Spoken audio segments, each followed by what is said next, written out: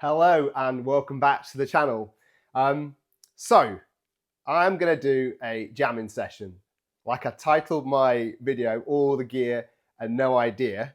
I'm on my journey still with the Pioneer gear, but I need to start integrating it into what I'm doing. What I normally do is I buy tunes, I create mashups, turn them into mixes, post them on social media, and hopefully someone spots me. So I thought I'd get back into what I normally do. So I know this is not massive, and anyone who actually has a proper one of these. This is a Diddy thing. It cost me about 20 quid. I bought it about 3 or 4 months ago when I was producing on FL, and it just allowed me, when I'm creating sounds within FL, just to tap them out a little bit and see how it sounds. So what I'm going to do today, it's still my journey on Pioneer, but actually what's important is that I integrate it with everything else that I do, which I've got my MPC set up over here. So to get to that stage, I've been on my usual Beatport scour. I've bought about 56 tunes. Might seem a lot to some people. Sometimes you just find so many good tunes. You're like, yep, this one, this one, this one, and sometimes it's dry. So you take what you've got. And it took me a while to get those. So I've put those tunes onto, I put those tunes onto my USB. So they're on the 3 decks. And then what I wanted to do was to start finding a few tunes that I can do something with. Maybe that's whether I use an a cappella or make some sounds. Now, as it happens, for this video, I thought we could make a bit of a jamming session, and I'll show you how there's not a lot actually that I do on the Pioneer in this one, to be fair. And you might laugh at this, I just press play. So even though I'm just pressing play over here, I'm going to be doing a lot more over here with how I've prepared this little mashup. Now, to get to that stage, I don't know if you want to know, but I'll share anyway. To get to that stage, it is a little bit of trial and error. I've got a really cool track here. I don't know how well you can see it on here. It's just out of view. It's called First Round, and sounds absolutely brilliant. It's got a bit of an acidy tone at some of the breakdowns.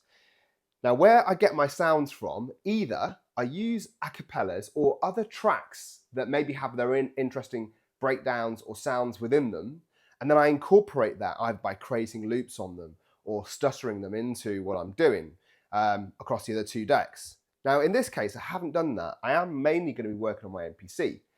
But to get to that stage, it has taken a little while because this is a lot of trial and error. So what I mean by that is, I've got a subscription to Splice. Now that's useful to go and find one-shot sounds that you can then, as soon as you turn the MPC on, it knows that you've purchased that sound as part of the subscription. You've said, yeah, I want that content, and it will automatically download it onto my MPC. Now I went through a few of those sounds and I did not like them. They just sounded a bit flat and a bit empty, and I don't know if anyone here in the comments has had any experience on Splice. It's kind of hit and miss for me. So I was doing that, and then I thought, what are you doing? I've got FL Studio. So yeah, I appreciate some of you might use Ableton, but I went for FL. I've got FL Studio. A while ago, I bought this for learning how to produce tracks. So I went in, I've got Serum and I've got Vital, but I use Serum. And I just started trying to find a few sounds and then layer one sound on top of the next. So pick a lead from here, a bass from there, but put them onto the same note on here. And then the good thing about this, yeah, it's only small, but you can get a feel for how it's going to sound. It's not the best, but you just tap it out, bum, bum, bum. And if I have the track playing, you can kind of hear, oh, that's in key, or that sounded good with that. So yeah, I started to work with that. I got some sounds, then put them back on here. That also wasn't very good. And I was wandering around here going, why am I so bad? I am not very good at this. And I had a bit of a have a break, have a Kit Kat moment. Came back the next day and suddenly started all over again. Started with some new sounds, cleared out what I had on here. I was like, right, that's no good. Go again. And yeah, I got to something where I'm actually quite happy. So I want to jam that through. It's probably about 3 minutes that it's going to take. And yeah, you can see my process. It's not going to be perfect. I've only just started doing it, but we'll have a go. Now, before I get started on that, One thing, if you've been watching my last video with I'm back to being a noob and why I have gone down the road of Pioneer, I just wanted to say I absolutely love these things. And thank you for everyone in the comments who's been giving me ideas or just saying, hey, how about this? And obviously I'm still a Denon fan just because I've got these. You can love all types of tech if you love tech. But what I noticed, I love this mixer. It can do so much. It took me a while to go, what's missing? Just here on the Denon X1850 is where there are the color effects, like on here, but also a separate knob for filter. And I got so used to using both a filter and the color effects at the same time. Now, obviously, you've got the effects over here, you've got effects here. So it's not like you're lacking, but just that extra layer I got used to. Doesn't mean that that's a game showstopper by any means, but just something different. And the other thing I noticed as well, just if you get into this side of it, or maybe someone can tell me you've been an idiot and actually it's what you need to do. When I use filter on here, and you turn the filter down, it goes almost off, but not off. And I think that's because I'm using the filter as part of the color effects. Like I say, on the Denon X1850, the filter was its own separate knob. So when you got down all the way to the left or all the way to the right on the high pass or low pass, then it would completely cut it out. And that was quite helpful. So instead of using your channel fader to get rid of the sound, you could use your filter as well as using some of the effects. So anyway, just thought I'd share that, something I learned. Obviously there's loads of other cool stuff, and I think each time I do one of these videos, I'll tell you something else I've learned. But for now, let's get into this. Let me show you what I've been up to, and let's have a jam.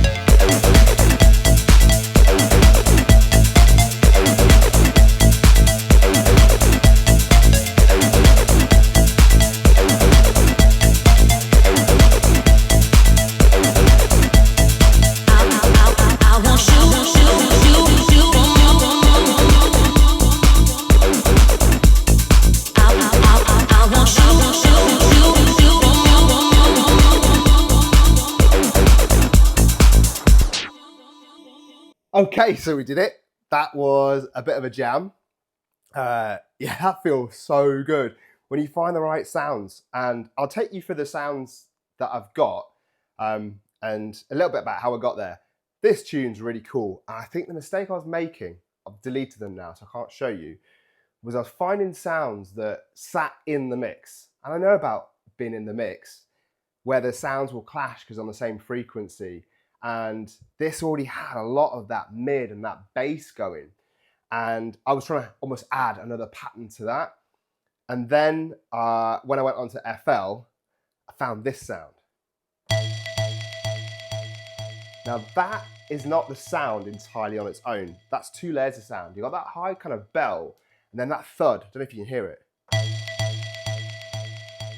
There's an extra layer behind that, and that gives it the thickness. So once I did that, then, well, I was on this, just playing around with the keys, and it's basically 3 notes.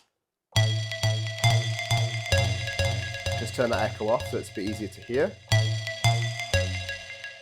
And you just get used to going, yeah, what sounds good? Now, I wanted something a bit more with that. I know about not clashing too much, but I had this sound as well, or I made this sound out of about 3 sounds combined in FL Studio. So when I started to build up the, when this was building up, if you have echo on here, it really comes through. So as that's winding up, and you've got this vocal, and this is the vocal where I actually did use Splice. I found this on Splice probably quite a while ago and didn't know what to do with it. Chopped it up, and really all I wanted was... And I've got a couple of other bits of that, but I haven't used them. I've got this. I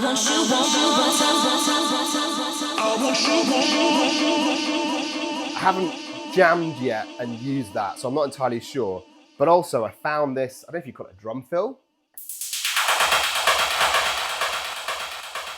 Just to add a little bit more oof, as it's coming through, a bit more energy before the quiet, and then you start going.